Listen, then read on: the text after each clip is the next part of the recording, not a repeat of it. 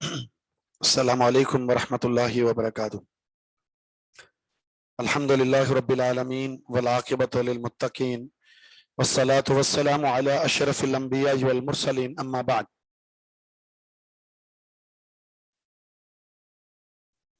اعوذ باللہ السمیع العلیم من الشیطان الرجیم من ہمزہ ونفخہ ونفثہ۔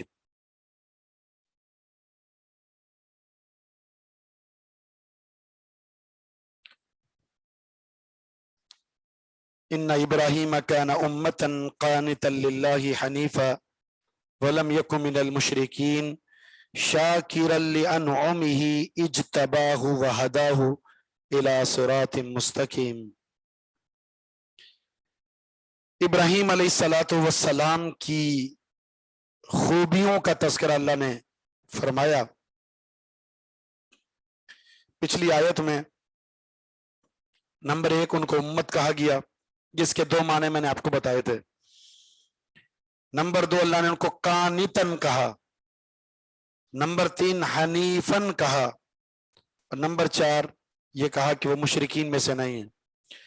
اب نمبر 5 شاکرن لانعمہ، اللہ رب العزت کی نعمتوں کے شکر گزار تھے۔ انعم نعمہ کی جمع یہ انعامات،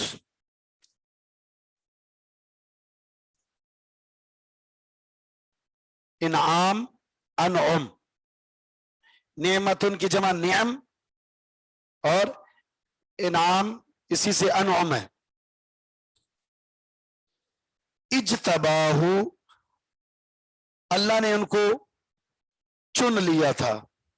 مجتبا کس کو کہتے ہیں؟ چنا ہوا، برگزیدہ۔ اللہ نے ان کو چن لیا تھا، وہداہ، اور ان کو راہ دکھا دی، الی صراط مستقیم، صراط مستقیم کی۔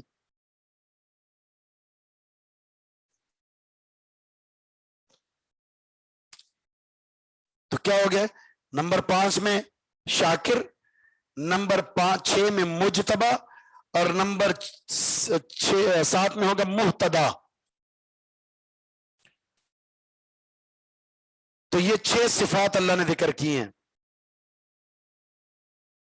وہ مہتدا ہیں، وہ مجتبا ہیں، وہ شاکر ہیں، وہ امت ہیں، وہ قانت ہیں، وہ حنیف ہیں، وہ لم یک من المشرکین ہیں۔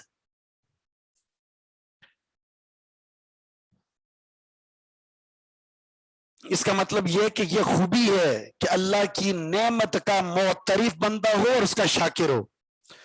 اگر نعمت ملنے کے بعد شاکر نہ ہو تو یہ اس کی صفت مذمومہ ہے، بری عادت ہے کہ انسان اپنے محسن حقیقی کے احسانات کا شاکر نہ ہو، منعم حقیقی کے انعامات کا اس کا شکر گزار نہ ہو۔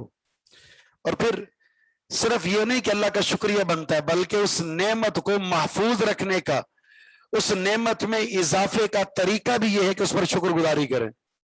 لئن شکرتم لازیدنکم، شکریہ ادا کرو گے مزید دیں گے۔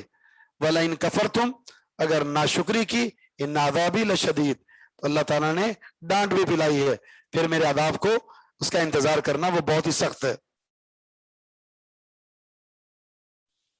وَآتَيْنَاهُ فِي الدُّنْيَا حَسَنَةً، اور ہم نے ان کو دنیا میں بہتری عطا فرمائی تھی، اچھائی ہم نے عطا کی تھی ان کو دنیا میں، حَسَنَةً اچھائی، بہتری۔ وَإِنَّهُ فِي الْآخِرَةِ لَمِنَ الصَّالِحِينَ، اور یقیناً ہے وہ آخرت میں صالحین کی صف میں، نیکوکاروں میں سے ہوں گے، صالحین میں سے ہوں گے۔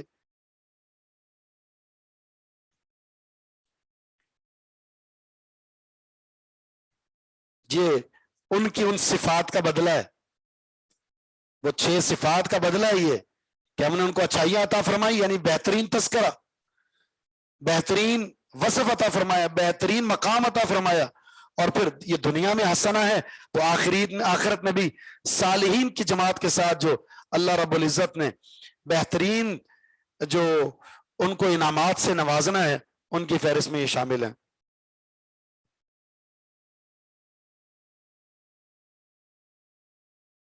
حسنہ کی جو تفسیر میں آپ یہ بھی کہہ سکتے ہیں وہ اچھائی کیا تھی، انی جاعلک للناس اماما.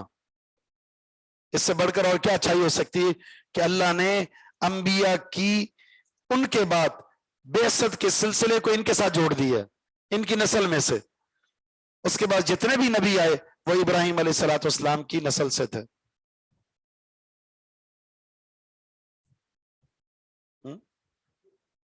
جی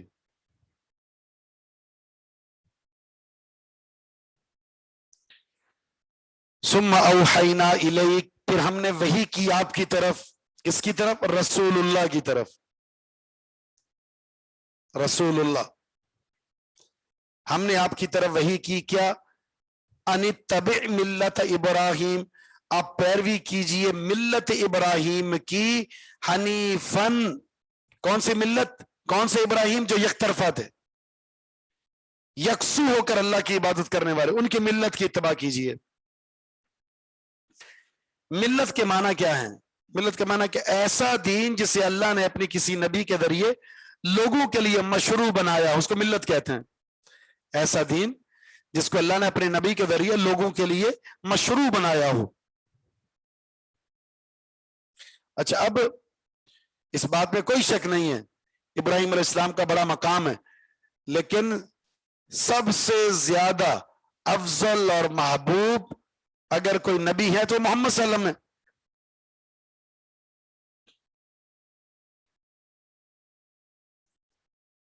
تو اب آدم علیہ الصلوۃ والسلام کے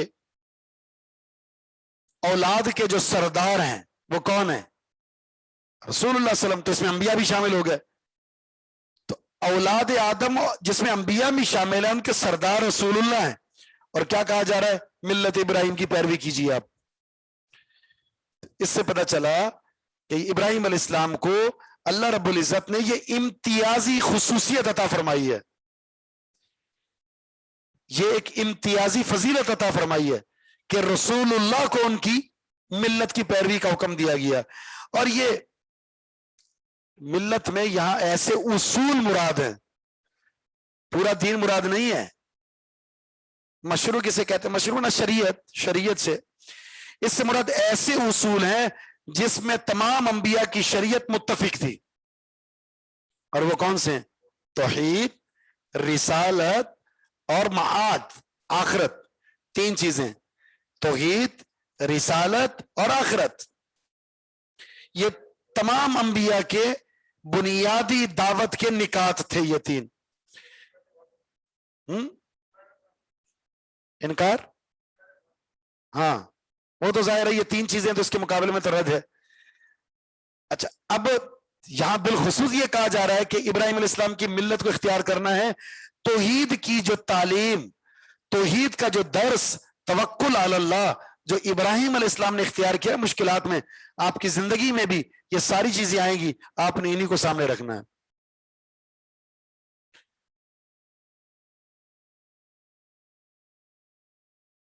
اب رسالت کا مطلب ہے رسول کی رسالت کی تسلیم. انبیاء نے جو دعوت دی نا، ان میں سے کیا کہا کر؟ انی رسول اللہ لا الہ الا انا فاتقون. ایک تو یہ کہ اللہ کے علاوہ کوئی معبود برحق نہیں، اللہ نے فرمایا میرے علاوہ کوئی معبود برحق نہیں، مجھ سے ڈرو. اور رسول نے کہا انی رسول اللہ الیکم جمیعا.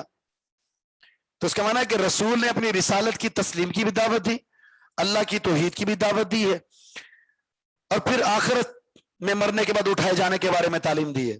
تو ابراہیم علیہ السلام نے اس دعوت میں جو منہج اختیار کیا، جو پختگی اختیار کی، جو صورتیں اختیار کی، جو تکلیفیں ملی، جو توکل علی اللہ اختیار کیا، آپ نے اس منہج کو اختیار کرنا ہے. یہ اصل چیز.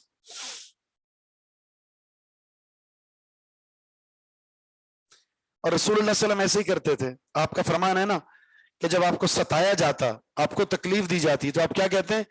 لَقَدْ أُوذِيَ مُوسَى بِأَكْثَرَ مِنْ ذَلِكَ فَصَبَرَ. موسیٰ علیہ الصلوۃ والسلام کو مجھ سے زیادہ تکلیفیں دی گئی، انہوں نے صبر کیا. جب انہوں نے صبر کیا تو میں صبر کیوں نہ کروں؟ یعنی انبیاء کو، اولو العزم پیغمبر کو اپنے لیے نمونہ بنایا کرتے تھے ایسی مشکل صورتحال میں.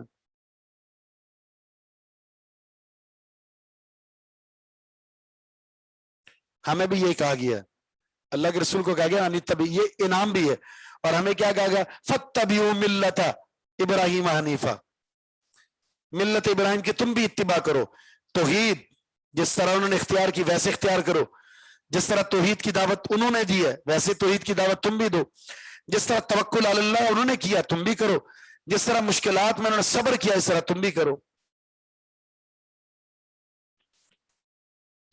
یہ اولو العزم جو پیغمبر ہے نا 5 قرآن میں بالخصوص ان کا حکم ہے، نوح علیہ السلام، ابراہیم علیہ السلام، موسیٰ علیہ السلام، عیسیٰ علیہ السلام، محمد صلی اللہ علیہ وسلم، انہوں نے جو توحید کی دعوت میں سر فہرست جو خدمات پیش کی ہیں، جو ان کو تکلیفیں آئی ہیں، جو انہوں نے صبر کیا، جو توکل علی اللہ ہے، پھر اللہ تعالیٰ نے جو انعامات سے نوازا ان کو، یہ ہمارے لیے قرآن میں درس توحید کے طور پر ہے، یعنی ایک بہترین مثال کے طور پر ہے کہ تم ایسا کرو گے تو تمہارے ساتھ ایسا ہوگا، پھر ایسا کرو گے تو تمہیں یہ ملے گا، یہ ایک تمثیل ہے۔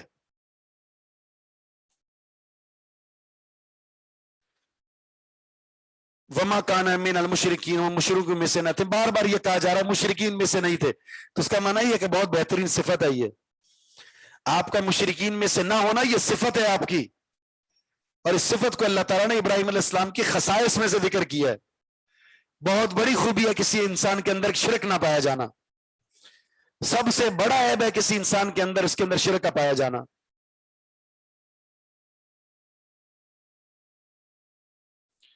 جو آزمائش ابراہیم علیہ السلام پر آئی ہے وہی رسول اللہ پر بھی آئی ہے،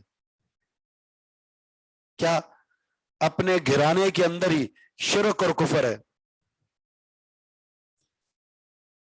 جس گھر میں پیدا ہوئے ہیں ابراہیم علیہ السلام، اس گھر کے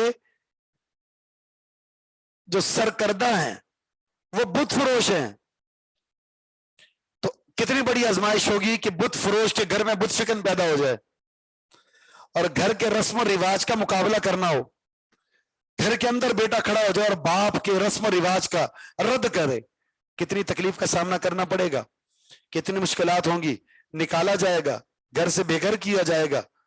بالکل ایسے رسول اللہ صلی اللہ علیہ وسلم کے ساتھ بھی ہوا۔ آپ نے جب اپنے خاندان والوں کے سامنے عالم توحید بلند کیا تو دشمنی میں سب سے زیادہ آگے کون تھے؟ آپ کے گھر والے، بلکہ آپ کے چچا نے آپ کو برا بھلا کہہ دیا۔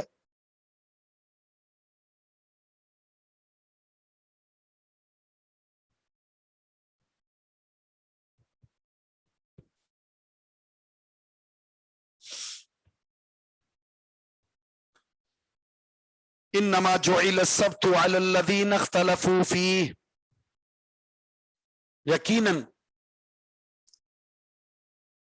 جعل السبت بنا دی گئی ہفتے کی عظمت، ہفتے کے دن کی عظمت مقرر کر دی گئی، بنا دی گئی، ذمہ ڈال دی گئی، علی الذین ان لوگوں کے اختلفوا فی جنہوں نے اختلاف کیا تھا۔ سبت ہفتے کے دن کو کہتے ہیں، جعل فعل ماضی مجہول ہے، ہفتے کے دن کی عظمت کو ڈال دیا گیا ان لوگوں کے ذمے جنہوں نے اختلاف کیا تھا۔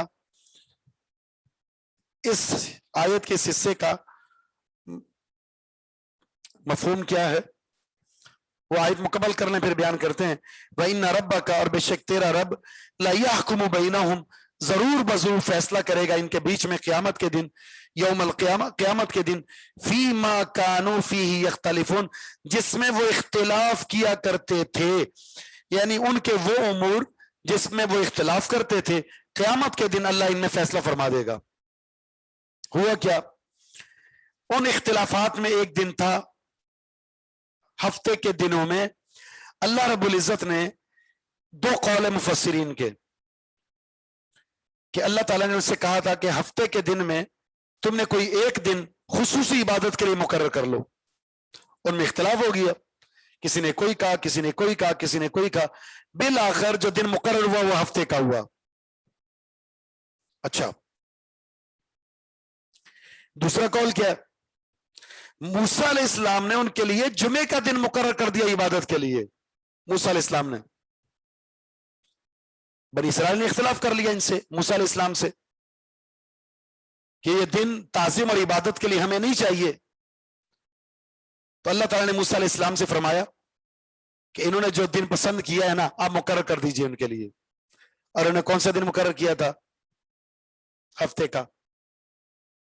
ہفتے کے دن مقرر کر لیا انہوں نے. آپ سے اختلاف کیا, آپ نے ان کو پیشکش کی تھی جمعے کے دن کی, لیکن انہوں نے اختیار نہیں کیا. قوم موسیٰ کو دیا, قوم عیسیٰ کو دیا, بس کسی نے ہفتہ لے لیا, کسی نے اتوار لیا, جمعے کے دن پر اتفاق نہیں کیا انہوں نے. اور پھر امت محمدیہ کو عبادت کے لیے جمعے کا دن دیا گیا, اور امت محمدیہ نے اس دن کو دل سے تسلیم کر لیا. جمعے کا دن اللہ تعالیٰ کی پسند ہے, انبیاء کی پسند ہے. اللہ نے قوموں کو دیا, لیکن قوموں نے, بنی اسرائیل نے, یہودیوں اور عیسائیوں نے برا سلوک کیا اس ہفتے کے دن کے بارے میں, اس جمعے کے دن کے بارے میں. تو اللہ تعالیٰ نے اس دن کو ان سے چھین لیا, اور پھر اس اختلاف کی بدولت اس عظیم دن کو لے کر امت محمدیہ کو دے دیا گیا, اور انہیں ہفتہ اور اتوار دے دیا گیا.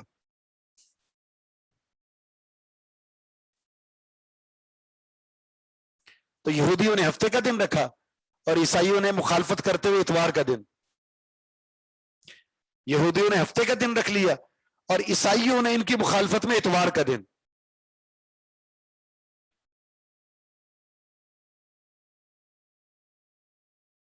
تو دو قول ہو گئے. ایک قول ان کو اختیار دیا گیا کہ تم ہفتے کے دن میں کوئی ایک دن مقرر کر لو. بڑا شدید اختلاف رہا, بالآخر اجتہاد کے بعد انہوں نے فیصلہ کیا ہفتے کے دن کا. جبکہ اس سے پہلے جو ہم نے دوسرا قول جو پیش کیا وہ کون سا ہے؟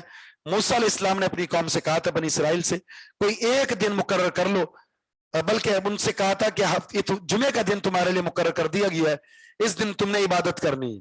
تو انہوں نے کیا کیا؟ جمعے کے دن کو تسلیم نہیں کیا, اور اسے چھوڑ کر ہفتے کے دن کو اختیار کر لیا. تو یہ جو اختلاف تھا, جمعے کے دن کو عبادت کے لیے ترک کرنا تھا, اور پھر ہفتے کے دن کا انتخاب کرنا تھا, اس اختلاف میں انہیں کیا نقصان ہوا؟ کل قیامت کے دن اس کا فیصلہ ہوگا. عیسائیوں کی باری آئی, انہیں جمعے کا دن دیا گیا, نہیں لیا انہوں نے. پھر انہوں نے ہفتہ بھی چھوڑ دیا, چونکہ وہ یہودیوں کا تھا, انہوں نے اتوار کے دن کو منتخب کر لیا. اتوار کے دن کو منتخب کر لیا. ظاہر یہ انتخاب جو تھا یہودیوں کا اور عیسائیوں کا, اللہ رب العزت کے فیصلے کو مسترد کرنے کے مترادف تھا. اللہ جانتا تھا بہترین دن جمعے کا ہے, لیکن اختلاف کر کے اپنے انبیاء سے جمعے کے دن کو ان دونوں نے تسلیم نہ کر کے اپنے آپ کو اللہ اس کے رسول کے اس عظیم دن کے انتخاب سے اختلاف کر کے عظمت کو کھو دیا. پھر دیکھیں کہ ان کی آپس میں بھی نہیں بنتی, دو ہی قبلے ہیں نا.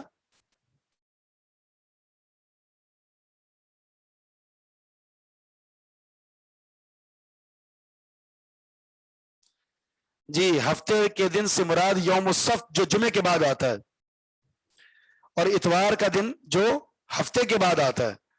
چونکہ ہفتے کا اطلاق جو ہے پورے ہفتے پر بھی ہوتا ہے, لیکن یہاں یوم السبت مراد ہے.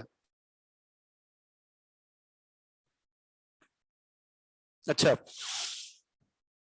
اب یہودیوں کو دیکھیں اور عیسائیوں کو دیکھیں, ان کا آپس میں اختلاف تو بہت شدید ہے. تو ایک اختلاف انہوں نے یہ کیا عیسائیوں نے یہودیوں سے کہ انہوں نے ہفتے کے دن کو جو یہودیوں نے اختیار کیا تھا عیسائیوں نے اسے ترک کر دیا. دوسرا, عبادت کے لیے اپنے آپ کو یہودیوں سے الگ کر دیا. بیت المقدس کا جو صخرہ ہے, ایک بہت بڑی جو چٹان ہے, اس کے مشرقی جانب کو اپنا قبلہ بنایا ہے, عین وسط کو نہیں بنایا.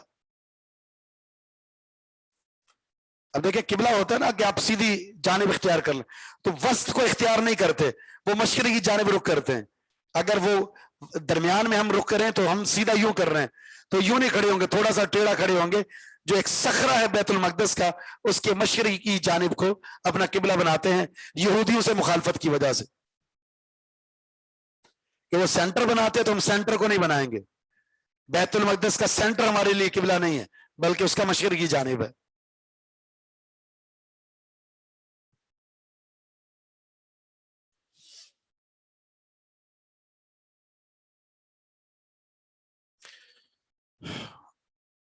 हमें कुरान करीम में अल्लाह ताला ने इन दोनों कौमों के बारे में एक ये पैगाम भी इरशाद फरमाया है कि तुम्हारी दुश्मनी में ईसाइयों के मुकाबले में यहूदी ज्यादा सख्त हैं।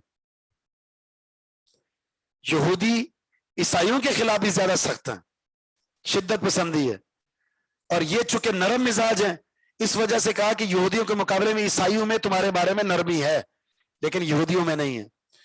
और मुशरिकीन ये तो है ही ज्यादा सख्त, वो ईसाइयों में है, वो यहूदियों में है, वो उम्मत मुस्लिमा में है। अहले हक के खिलाफ सबसे ज्यादा अगर कोई सफ आ रहा है तो वो मुशरिक है, फिर यहूदी मुतलक, और उसके बाद फिर ईसाई है। इसलिए हमें ज्यादा इनसे इख्तिलाफ करने का और इनसे दुश्मनी और बुग़्ज़ रखने का हुक्म दिया गया है।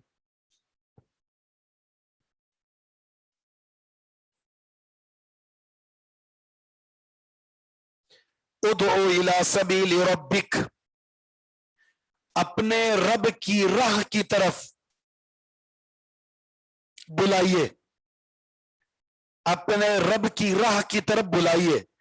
बिल हिकमती, हिकमत के साथ, वल मौइज़तिल हसना, और बेहतरीन नसीहत के साथ। मौइज़ा नसीहत को कहते हैं, बेहतरीन नसीहत के साथ और हिकमत के साथ बुलाइए।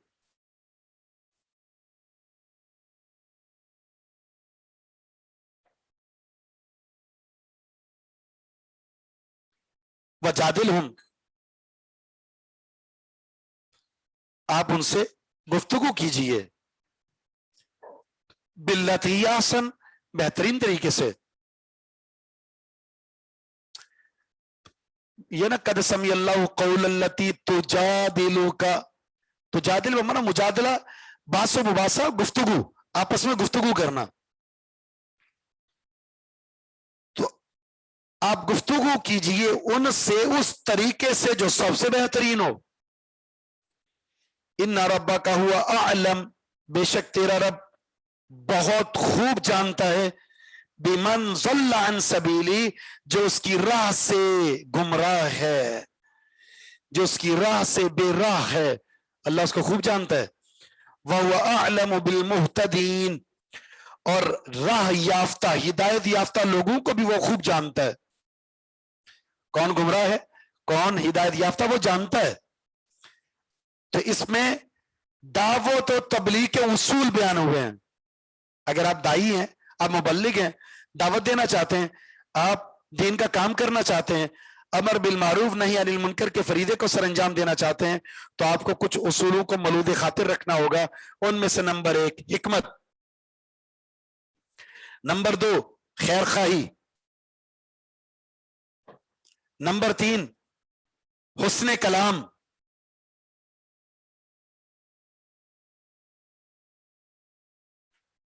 नरमी।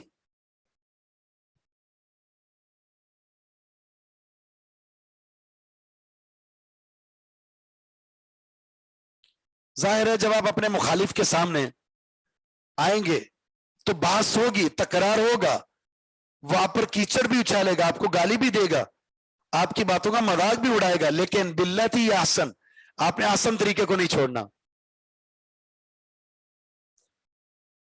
कुरान में अगर आपको पता हो तो मैंने आपके सामने ये बात रखी थी मक्की और मदनी सूरतों के उसलूब की रोशनी में, कि कुरान का जो उसलूब है ना, ये एक दाई के लिए दावत का उसूल है।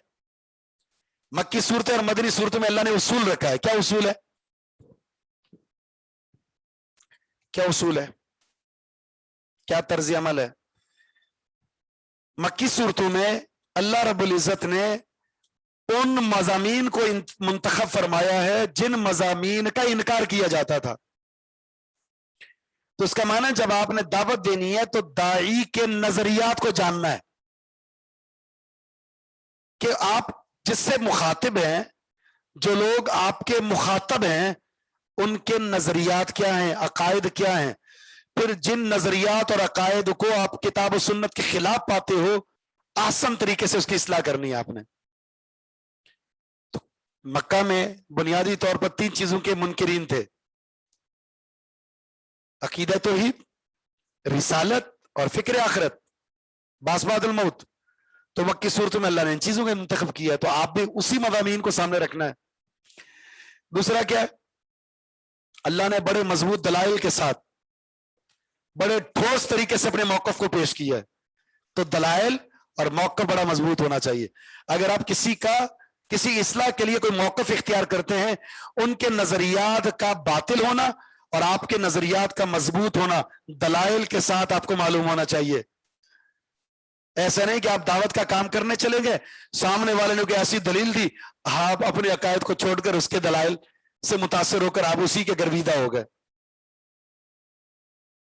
अपने अकायद में रसूख होना चाहिए। इसलिए कहा जाता है जो गैर इस्लामी मुल्कों में रिहाइश पजीर हैं, वहां रहना चाहते हैं, तो पहले बात तो मुतलक जायज नहीं है रहना मुशरिकीन के माबैन, लेकिन अगर कोई रहता है तो उसके उसूल और कवायद हैं, किसी जरूरत की वजह से वहां जाकर रहता है, उनमें सबसे बड़ा असल ये है आपको अपने अकायद और नजरियात पर रसूख हासिल हो। कहीं ऐसा ना हो कि उनके बीच में रहकर उनके अकायद और नजरियात से आप मुतासिर हो जाएं। बहुत सारे लोग यहूदियत को इख्तियार कर लेते हैं, बहुत सारे लोग ईसाइयत को इख्तियार कर लेते हैं। क्यों? इसलिए कि आपको अपने अकायद और नजरियात पर रसूख नहीं था, मजबूती नहीं थी। एक और चीज जो मक्की सूरतों में आपको नजर आएगी वो क्या है, छोटी आयात है। मुख्तसर अल्फाज में अपना मौका पेश करें, क्योंकि वो बातिल आपकी बातों को ज्यादा सुनने के लिए वक्त नहीं देंगे। तो छोटा सा मौजू रखें, मुख्तसर से अदिल्ला रखें, थोड़ी सी वक्त बात अपनी पहुंचा दें उनको।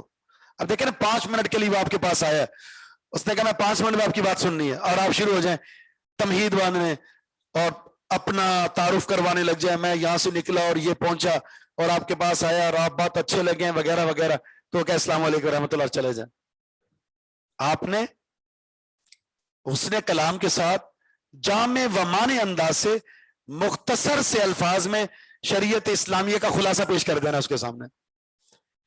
2 आयतें भी अगर सुन लेना, वो 2 मिनट भी आपकी बात सुन ले, तो उसको थोड़ा सा झंझोड़ना, ये आपके अंदर ये सलाहियत होनी चाहिए।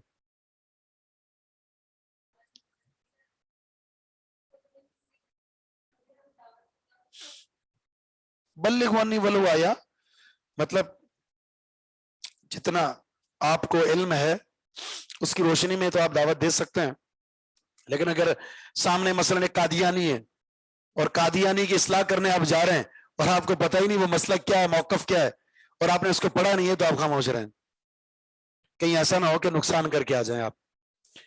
दुश्मन से लड़ने के लिए हथियार चाहिए होते हैं। हथियार का मतलब हमारा दाई का हथियार क्या, दलाइल। सिर्फ अपने दलाइल मालूम नहीं होने चाहिए, मुखालिफ के दलाइल, उसके नजरियात पर भी आपको उबूर होना चाहिए। तभी तो आप कहें देखें आपका ये मौकफ है, आपका ये मौकफ यहां लिखा हुआ है और इसका रद्द इस आयत में है और इस हदीस में है, आसान तरीके से रद्द करें आप। और रद्द, एक बंदा मसलन वो मुनकरीन हदीस है, हदीस को नहीं मानता, और आप हदीस के जरिए उसकी इस्लाह करेंगे तो मानेगा मैं मानता ही नहीं, तो आपको क्या करना, उसका रद्द कुरान से करना है। तो कुरान को अच्छे तरीके से पढ़ें और कुरान में देखिए इसका रद्द कैसे हो सकता है, तो उन अदिल्ला से आप उसका रद्द करें। आपका ये मौकफ है और कुरान के खिलाफ है, तो ये रसूख होना चाहिए और जिम्मेदारी है शरीयत के दिफा में। इहफज़िल्लाह यहफ़ज़ का, आप अल्लाह के दीन की हिफाजत करें, अल्लाह आपकी हिफाजत करेगा। तो हमारे क्या होता है, दाई दावत देने के लिए आया, चढ़ दौड़ता है, काफिर काफिर काफिर काफिर, बस खारिजा नहीं मिल रहा, खारिजा नहीं मिल रहा, ये यहूदी हो गया, ये फला हो गया, ये फला हो गया। नतीजतन जो बात सुनने के लिए आपके करीब आ रहा था, आपके सख्त मिजाजी की वजह से दूर चला गया। हिकमत, अच्छा हिकमत का कुछ लोग गलत माना समझते हैं। वो हिकमत का माना ये समझते हैं कि आपने मुखालिफ से कंप्रोमाइज कर लिया, यानी उसके नजरियात और अपने नजरियात की खिचड़ी पका दी आपने, और वो ये समझते हैं अपना मौकफ छोड़ो ना, दूसरों को छेड़ो ना। ये हिकमत नहीं है। یہ بھی حکمت نہیں ہے کہ آپ دشمنوں سے یہود و نصارہ سے صف آ رہے ہیں اور آپس میں لڑنے لگ جائیں آپ، لہذا آپ کہیں یہ بھی ٹھیک، یہ بھی ٹھیک، یہ بھی ٹھیک، یہ بھی ٹھیک، وہ اپنی جگہ ٹھیک ہے، تم اپنی جگہ ٹھیک ہے، اس کے پاس بھی دلائل ہوں گے، آپ کے پاس بھی دلائل ہوں گے، سارے ہی ٹھیک ہیں جی، یہ تو کھچڑی پک گئی، پک گئی نا۔ اللہ کے رسول صلی اللہ علیہ وسلم دین میں الجھا کر نہیں گئے، سلجھا کر گئے۔ جس دین میں کنگھی کرنے کا طریقہ ہو، جس دین میں جوتا پہننے کا طریقہ ہو، جس دین میں طہارت کا طریقہ ہو، استنجا کرنے کا طریقہ ہو، تو عبادات کے معاملات میں وہاں پر مسلمانوں کو بے یار و مددگار کیسے چھوڑا جا سکتا ہے؟ یہ تو مطلب نافہمی والی بات ہے اور دین کو نہ سمجھنے والی بات ہے۔ دلیل مت سنا، یہ بھی کہتے ہیں تمہارا قرآن اور ہمارا قرآن اور، تمہاری حدیث اور ہماری حدیث اور۔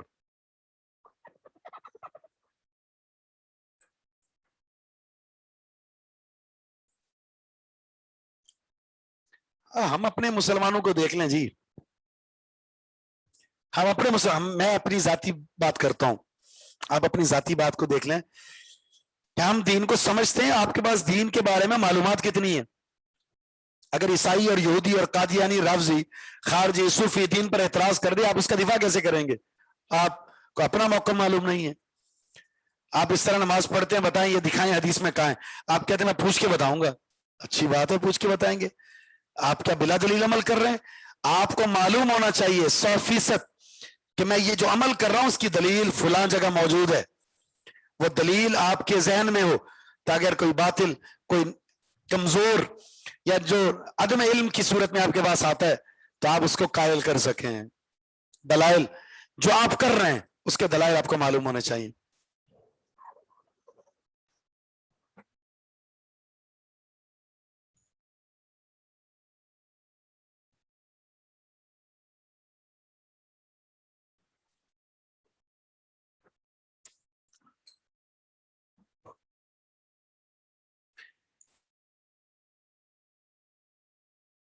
یہ بات دیکھ لیں،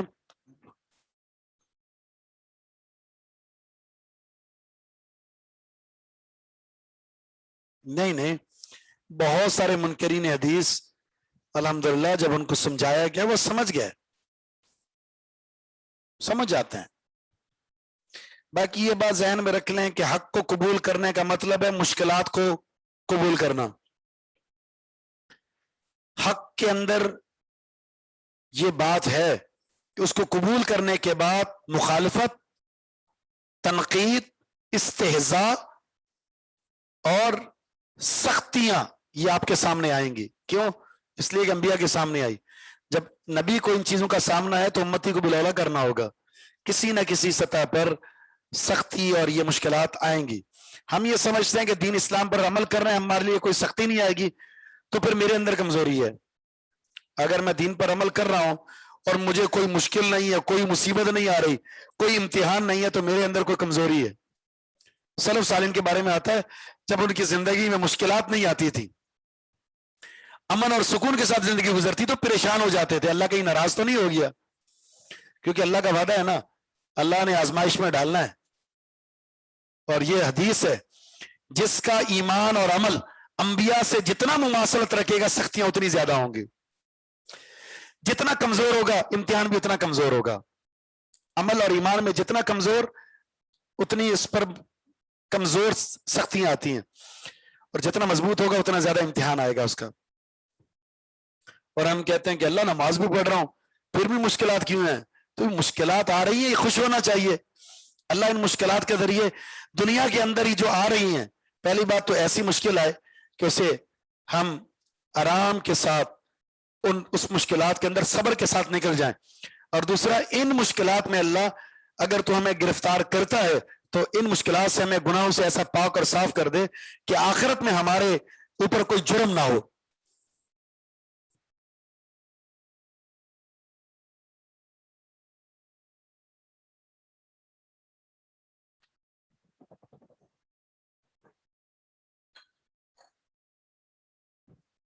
اللہ تعالیٰ آپ کو استقامت دے جی، استقامت دے۔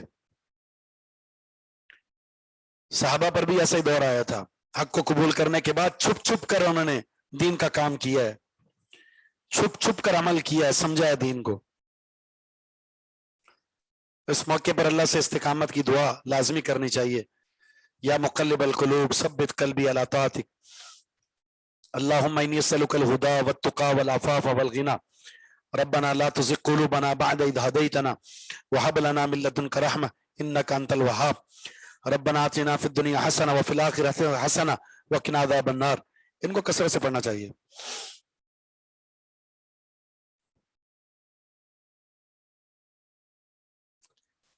آیت کا جو آخری حصہ ہے نا, کون ہدایت پر کون گمراہ پر اللہ خوب جانتا ہے. دائی کو کیا چاہیے؟ دائی کو چاہیے فذکر انما انت مذکر, آپ نصیحت کریں بس. لست علیہم بمسیطر, داروغہ بنا کر نہیں بھیجے گئے کہ آپ تلوار پکڑ کر بیٹھ جائیں, چل بھئی گردن کاٹ دوں گا تو نماز پڑھ, نماز ایسے پڑھ. بالکل نہیں, آپ کا کام ہے صرف دلائل کی روشنی میں اس کی اصلاح کرنا. ہدایت پاتا ہے تو ٹھیک, ہدایت نہیں پاتا آپ بری ذمہ ہیں. کل قیامت کے دن اللہ کی عدالت میں ایسے انبیاء آئیں گے جن کی دعوت کو تسلیم کرنے والا کوئی ایک بھی نہیں تھا. کیا کہیں گے؟ حق ادا کیا یا نہیں کیا؟ کر دیا. ہدایت نہیں حاصل ہوئی کسی کو, ہدایت ان کے اختیار میں تھا ہی نہیں. تو ہم کیا کرتے ہیں؟ کسی کو سمجھاتے ہیں, 1 2 4 5 10 دفعہ تھک کر کہتے ہیں اس کو تو ہدایت ملے گی نہیں. غلط بات ہے. ہو سکتا ہے آپ نے 10 دفعہ کہہ دیا, 11ویں دفعہ آپ کہتے وہ آ جاتا, لیکن آپ نے کیا کیا؟ 10 دفعہ کہنے کے بعد چھوڑ دیا. یعنی جس میدان میں داخل ہوئے تھے کامیابی 1 قدم کے فاصلے پر تھے, آپ واپس آ گئے. اس لیے پیچھے نہیں ہٹنا, استقامت کے ساتھ, مستقل مزاجی کے ساتھ اس مشن کو تھامے رکھنا ہے.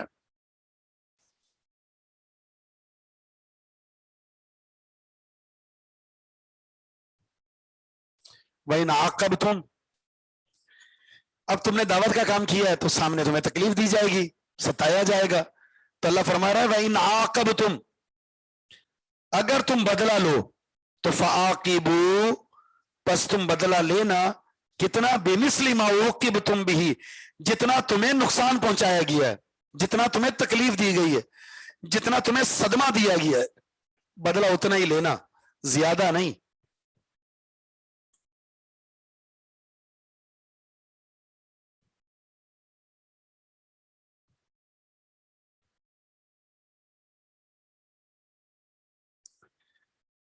چھوڑ جاتے ہیں تو آپ اپنا دعوت بھلے چھوڑ کر چلے جائیں, تو آپ جس مشن پر گامزن ہے اس مشن پر قائم رہیں.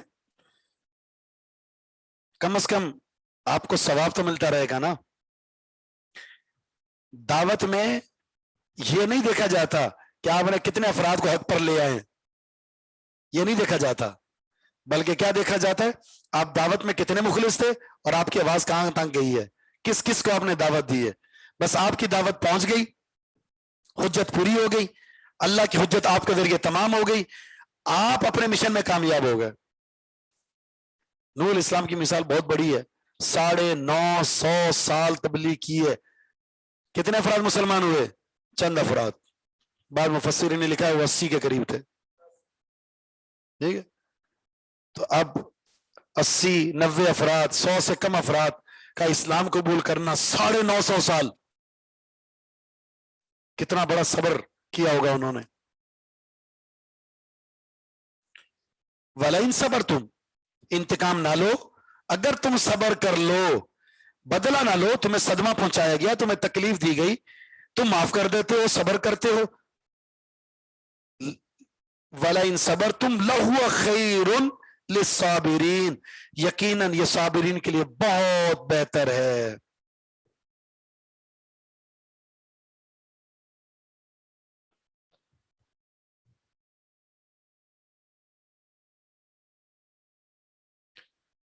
بلکہ دائی کے لیے تو ہے ہی صبر. 4 صفات ذکر ہوئی ہے نا سورہ عصر میں, الذین آمنوا وعملوا الصالحات وتواصوا بالحق وتواصوا بالصبر. پہلے ایمان, عمل صالح, اس کے بعد حق کی وصیت کرے, نصیحت کرے, دعوت کا کام کریں, آئے تکلیف تو پھر کیا کرنا ہے؟ صبر کرنا ہے. 4 صفات ہیں. ایمان، عمل صالح، دعوت، اور اس کے بعد دعوت کے نتیجے میں ملنے والی تکالیف پر صبر کرنا۔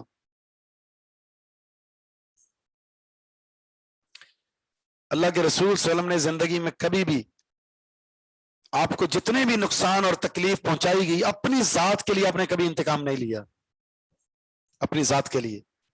حالانکہ رسول اللہ صلی اللہ علیہ وسلم کو جو تکلیفیں دی گئی ہیں بہت زیادہ ہیں، شدید قسم کی ہیں، لیکن جہاں تک ذات کی بات تھی آپ نے کیا کہا؟ اللہم اہدی قومی فانہم لا یعلمون۔ دین کے لیے کام کر رہے ہیں نا، مجھے مت ستایا نا، کوئی بات نہیں، اللہ ان کو ہدایت دے دے، ہدایت دے دے، بس یہی سوال ہے، ہدایت دے دے۔ ہمیں دین کے لیے غصہ نہیں آتا، اپنی ذات کے لیے آتا ہے۔ حالانکہ ہونا کیا چاہیے؟ اپنی ذات کی بات ہو تو معاف کر دیں، دین کی بات ہو تو سٹینڈ لیں، کھڑے ہو جائیں، کیونکہ اس وقت اللہ اور اس کے رسول کا اور دین کا دفاع کرنا آپ کی ذمہ داری ہے۔ آپ اپنی غیرت کا مظاہرہ کریں، لیکن ہم دین کے بارے میں وہ بہت ہی زیادہ کمزور اور بزدل ثابت ہوتے ہیں، اور اگر ہم بزدل ہوں لیکن ذات کی باری آ جائے تو پھر ہم بڑے شجاع اور بہادر بن جاتے ہیں۔ وَاصْبِرْ، آپ صبر کریں، وَمَا صَبْرُكَ إِلَّا بِاللَّهِ، اور آپ کا صبر نہیں ہوگا مگر اللہ کی توفیق سے۔ آپ صبر کریں، آپ صبر نہیں کر سکتے الا باللہ مگر اللہ کی توفیق سے، یعنی صبر کی توفیق بھی اللہ سے مانگے، اے پروردگار کسی آزمائش میں مبتلا ہو جاؤں تو صبر کی توفیق عطا فرما دے۔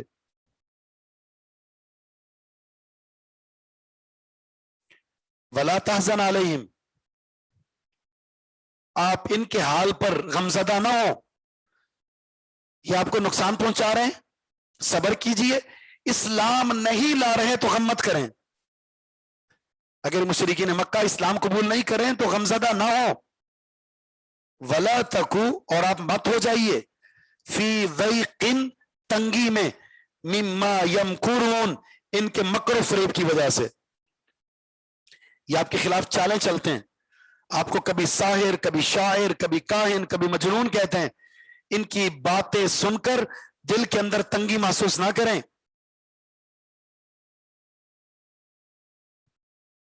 بلکہ قرآن میں دوسری جگہ اللہ نے فرمایا نا، وَلَقَدْ نَعْلَمُ أَنَّكَ يَضِيقُ صَدْرُكَ بِمَا يَقُولُونَ، ہم جانتے ہیں ان کی باتیں آپ کے دل کو صدمہ پہنچاتی ہیں، آپ کے دل کو رنجیدہ کرتی ہیں، آپ غمزدہ ہیں، لیکن آپ کیا کریں؟ فَسَبِّحْ بِحَمْدِ رَبِّكَ وَكُن مِّنَ السَّاجِدِينَ، اپنے رب کی تسبیح بیان کرتے رہیں۔ آپ ان کی باتوں کی طرف دھیان نہ دیں، ان کے الزامات کی طرف دھیان نہ دیں، ان کی گالیوں کا جواب نہ دیں، آپ اپنے رب کی تسبیح کریں، آپ اپنے رب کی بندگی کریں، سجدہ کریں، آپ اپنے رب کی عبادت میں مصروف رہیں۔ آپ کی بندگی اور عبادت ان کے لیے انتقام اور جواب خود بخود رب کی طرف سے ہوگا، آپ کو جواب دینے کی ضرورت نہیں ہے۔ آپ ضائع کریں گے نا اپنے ٹائم کو۔ مثلا میرا مشن یہ ہے کہ میں دعوت کا کام کروں، اور آپ دعوت کے کام میں مجھ سے الجھ رہے ہیں، تو میں بھی آپ سے الجھنے لگ جاؤں تو میرا وقت آپ پر ضائع ہوگا۔ تو اس وقت میں جو میں خدمت کرتا تھا دین کی، جو دین کا کام کرتا تھا، آپ کے ساتھ الجھ کر میں اپنے وقت کو برباد کروں گا، تو قالو سلاما کہہ کر چھوڑ دیں اس کو۔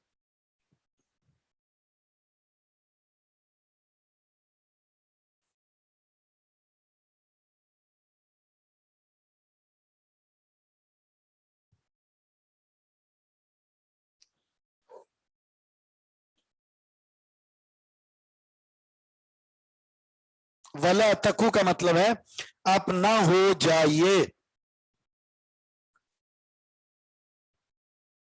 فی ضیقن، تنگی میں، یعنی دل کو تنگ مت کیجئے ان کے مکر و فریب کی وجہ سے۔ ایک تو بات یہ پتا چلی کہ مشکل میں صبر کرنا ہے، دوسرے صبر کی توفیق کا سوال اللہ سے کرنا ہے۔ کسی کے اسلام نہ لانے کی وجہ سے غمزدہ مت ہو، کیونکہ آپ کا مشن پورا ہو رہا ہے۔ دو جگہ میں نے آپ کے سامنے رکھی تھی، سورہ کہف اور سورہ شعراء میں اللہ نے اپنے نبی سے کیا کہا تھا؟ فَلَعَلَّكَ بَاخِعٌ نَفْسَكَ أَلَّا يَكُونُوا مُؤْمِنِينَ فَلَعَلَّكَ بَاخِعٌ نَفْسَكَ عَلَىٰ آثَارِهِمْ إِن لَّمْ يُؤْمِنُوا بِهَٰذَا الْحَدِيثِ آسَفًا، آپ اپنے آپ کو ان کے ایمان نہ لانے کے غم میں کیوں ہلاک کیے جا رہے ہیں؟ وہ ایمان نہیں لا رہے تو نصیب میں نہیں ہوگا، آپ کیوں اپنے آپ کو ٹینشن میں ڈالتے ہیں؟ یعنی اگر کوئی اسلام نہیں لاتا تو ٹھیک ہے آپ اپنے مشن کو جاری رکھیں, اسلام اور ایمان کو تسلیم نہ کرنے کی وجہ سے اپنے آپ کو تو ختم نہ کریں نا, اپنے آپ کو تو رنجیدہ نہ کریں. اس سے محبت بھی دیکھیں رسول اللہ صلی اللہ علیہ وسلم کی اپنی امت کے ساتھ, کہ جو ستانے والے ہیں, گالیاں دینے والے ہیں, انہی کے حق میں دعا کر رہے ہیں اللہ ان کو ہدایت عطا فرما دے. میں اور آپ جب ہمیں یہ کوئی مارتا ہے, کوئی تکلیف دیتا ہے, تو ہم کیا کرتے ہیں؟ جب بدلہ نہ لے سکے, پہلی بات تو بدلہ لیتے ہیں, بدلہ نہ لے سکے تو دعا کرتے ہیں اللہ اس کو برباد کر دے, اللہ اس کو ہلاک کر دے. اور یہاں کیا ہے؟ ستایا, زخمی کیا, لہو لہان کیا, بے گھر کر دیا گیا, سب کچھ چھین لیا گیا, گالیاں دی گئی, اور دعا کیا ہو رہی ہے؟ اللہ ان کو ہدایت دے دے. اس کو کہتے ہیں محبت, اس کو کہتے ہیں رحمت, اس کو کہتے ہیں شفقت, کہ وہ آپ پر ظلم کر رہا ہے اور آپ اس کے حق میں دعا گوئیں, آپ اس کے ساتھ حسن سلوک کر رہے ہیں. اور اسی کو شریعت میں صلہ رحمی کہا گیا ہے اپنے رشتہ داروں کے ساتھ. وہ ظلم کریں اور آپ ان کے ساتھ وفا کریں, وہ زیادتی کریں آپ ان کے ساتھ عدل کریں, وہ حق تلفی کریں آپ ایصال حق ادا کریں, ایصال حق کریں, حق پہنچائیں ان کو حق دیں. اور ہم صلہ رحمی یہ سمجھ رہے ہوتے ہیں کہ انہوں نے تحفہ بھیجا تو ہم بھیجیں, انہوں نے کھانا بھیجا تو ہم کھانا بھیجیں, وہ جنازے میں آئے تو ہم جنازے میں جائیں گے, وہ شادی میں آئے تو ہم جائیں گے. یہ تو کیا ہو رہا ہے؟ وٹا سٹا ہے جی, نیکی تھوڑی ہے, صلہ رحمی تھوڑی ہے. وہ نہیں آئے تو ہم نہیں جائیں گے.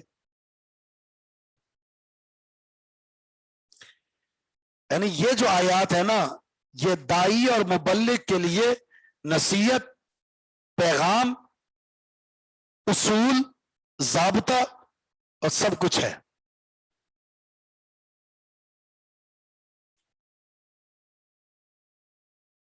دائی کہتا ہے کہ میری قدر نہیں کی انہوں نے, تو آپ کو ان سے قدر کروانے کی کیا ضرورت ہے؟ وکان اللہ شاکرا علیما. اگر آپ اللہ کے لیے تو سب سے بڑا قدردان کون ہے؟ اللہ. اس کے لیے نکلے ہو تو وہ قدر کرے گا آپ کی. لیکن اگر آپ ذاتی مقاصد کے لیے ہیں تو پھر ظاہر ہے نہ اللہ سے قدر ملے گی نہ ان سے ملے گی.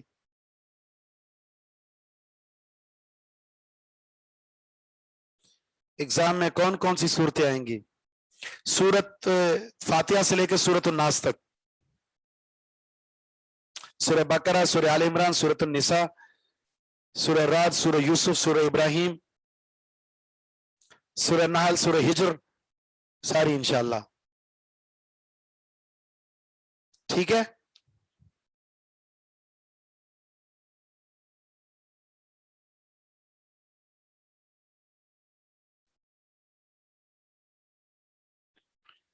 ان اللہ مع الذین اتقوا, بے شک اللہ تعالی ان لوگوں کے ساتھ ہے اتقوا, جو پرہیزگار ہیں, جنہوں نے پرہیزگاری اختیار کی, اللہ ان کے ساتھ ہے. والذین هم محسنون, اور اللہ ان کے ساتھ بھی ہے جو محسنون, نیکوکار ہیں, نیکی کرنے والے ہیں. اس سے پتہ چلا اللہ کی مدد اور نصرت اس کے حصول کے دو بہترین سبب ہیں, ایک ہے تقوی, دوسرا ہے نیکی. تقوی اختیار کریں, نیکی اختیار کریں, نیک بن جائیں تو یقیناً اللہ کی نصرت, اللہ کی معیت, اللہ کی مدد شامل حال ہوگی. محسنون وہی احسان. آپ کو 4 کام کرنے پڑیں گے اللہ کی نصرت کے حصول کے لیے.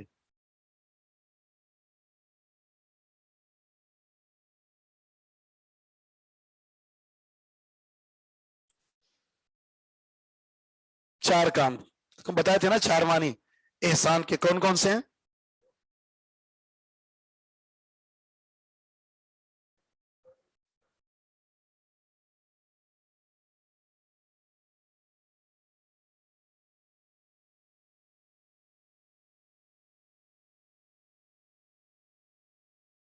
جی بولے. پہلا کیا ہے؟ ایک خاص معنی ہے کہ اللہ کی بندگی اس سوچ کے ساتھ کرنا کہ آپ دیکھ رہے ہیں یا اللہ آپ کو دیکھ رہا ہے. دوسرا احسان اخلاص کے معنی میں ہے. تیسرا حسن کے ساتھ, خوبصورت طریقے سے. اور چوتھا تھا مطلق نیکی کے معنی میں ہے. یہ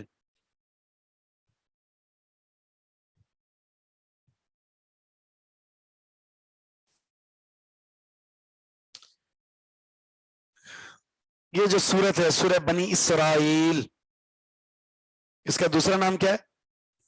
اسرا۔ اسرا کسے کہتے ہیں؟ رات کے زمینی سفر کو اسرا کہتے ہیں، ٹھیک۔ اس میں چونکہ ذکر ہے واقعہ معراج کا، اور واقعہ معراج دو حصوں پر مشتمل ہے، ایک حصہ بیت اللہ سے بیت المقدس، اس کو اسرا کہتے ہیں، اس کا ذکر یہاں پر ہے۔ دوسرا بیت المقدس سے آسمان کی طرف، اسے کیا کہہ رہے تھے؟ معراج۔ معراج کیوں کہتے ہیں؟ کیونکہ حدیث میں نبی علیہ السلام نے جو لفظ استعمال کیا وہ اوریجا بھی لفظ استعمال کیا ہے کہ مجھے لے جایا گیا، اسی سے معراج۔ اب اتنا مشہور ہے یہ کہ اس پورے کے پورے واقعہ کو کیا کہتے ہیں ہم؟ معراج۔ اسرا کا لفظ استعمال نہیں کرتے۔ یہ واقعہ کب ہوا؟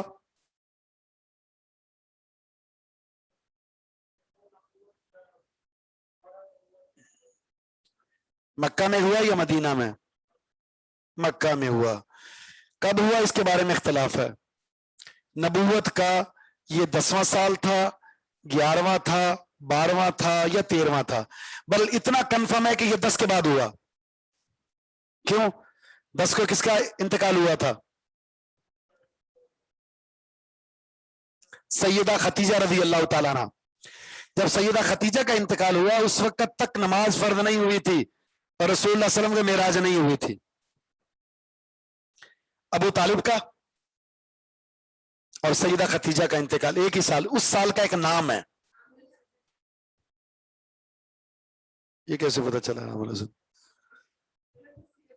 عام الحزن کہا جاتا ہے اس کو، غم والا سال۔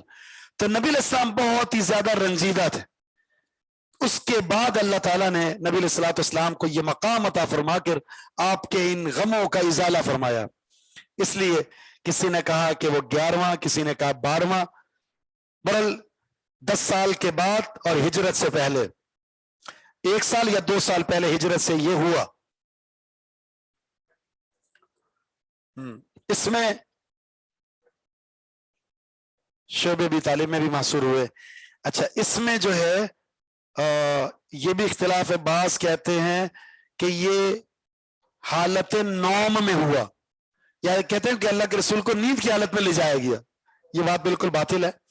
کیوں؟ اس لیے کہ اس میں جو اسرا کا ذکر ہے، اسرا زمینی سفر کو کہتے ہیں، اور رسول اللہ صلی اللہ علیہ وسلم کا باقاعدہ زمینی سفر یہ حدیث میں موجود ہے اور قرآن میں بھی یہ لفظ ذکر ہوا ہے۔ اور سب سے بڑی بات یہ ہے مشرکین مکہ کا انکار کرنا، یہ دلیل ہے اس بات کی۔ مشرکین مکہ کا ورنہ خواب میں تو آپ خود گھوم کر آ جاتے ہیں، دنیا جہاں گھوم کر آتے ہیں، آپ پتہ نہیں رات کو کہاں کہاں گھوم کر آتے ہیں۔ تو یہ تو خاصہ کیا ہوا رسول اللہ کا؟ کوئی خاصہ نہیں ہوا۔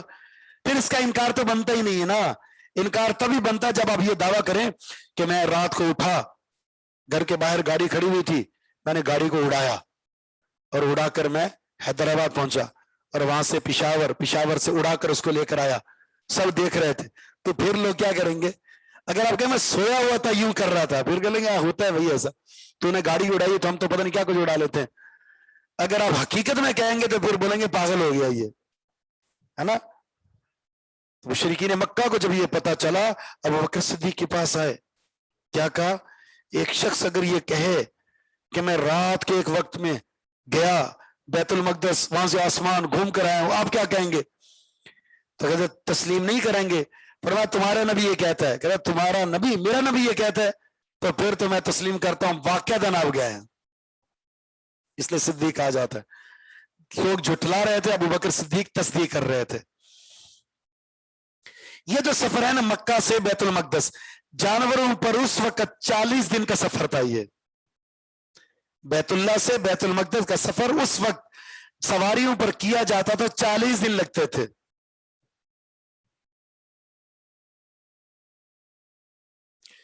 جی، حالت نیند میں اگر ہو تو پھر معجزہ ہی نہیں رہا۔ ایک تو یہ جسمانی حالت میں ہوا، حالت بیداری میں ہوا، ہجرت سے پہلے ہوا، 10 نبوت کے بعد ہوا، اور اس میں نبی علیہ السلام کو آسمانوں پر انبیاء سے، بیت المقدس میں بھی اور آسمانوں پر انبیاء سے ملاقات کروائی گئی، اور وہاں نبی علیہ السلام کو بنیادی طور پر 3 عظیم انعامات سے نوازا گیا: نماز، اور سورہ بقرہ کی آخری دو آیات، اور تیسرا اس امت کا ہر وہ شخص جو شرک نہیں کرے گا وہ معاف ہے۔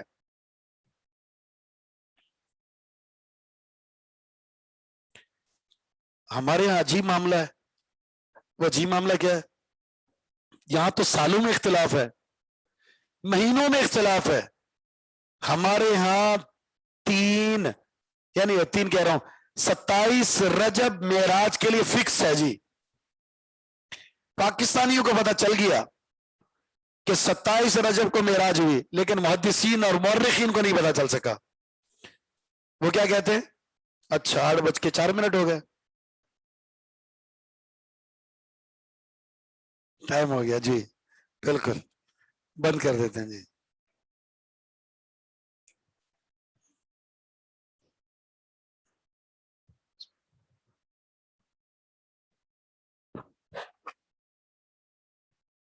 آپ نے اچھا کیا بتا دیا نا 8 ورنہ مجھے نظر ہی نہیں آ رہا تھا۔ میں نے بتا تو دیا ہے ابھی ایگزام میں کون سی صورتیں آئیں گی۔ آپ نے پڑھا نہیں ہے، جو صورتیں پڑھائی ہیں نا میں نے وہ ساری آئیں گی، ساری آئیں گی۔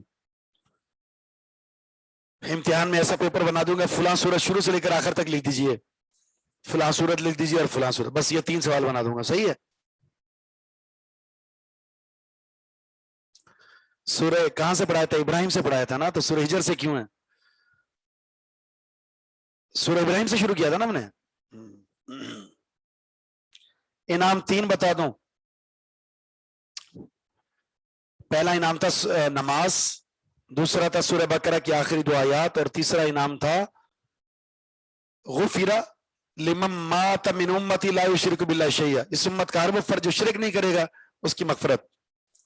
سبحانک اللہم و بحمدک اشہد ان لا الہ الا انت استغفرک و اتوب الیک۔